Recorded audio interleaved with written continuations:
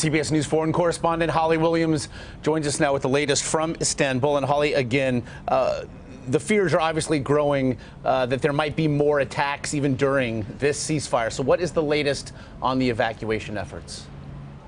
Well, Josh, the latest is that it appears this evacuation, this long-awaited evacuation, has finally begun. The UN says that over 1,000 people are being evacuated today, perhaps several thousand. Remember that the UN estimates that there are around 50,000 civilians trapped in this tiny pocket of territory, around 2 square miles, the last remaining rebel-held area inside Aleppo.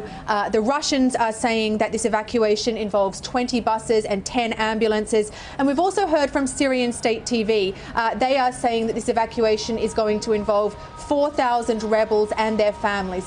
Difficult to get accurate numbers, but clearly the expectation is that this evacuation today could involve several thousand people. And we understand that they're heading through regime-held territory in Aleppo and then onto the city of Idlib in northwestern Syria, which is controlled by the Syrian rebels. And so if the UN numbers are correct with regard to how many do remain in Aleppo, still, those being evacuated would represent but a fraction of the total. What happens to the rest?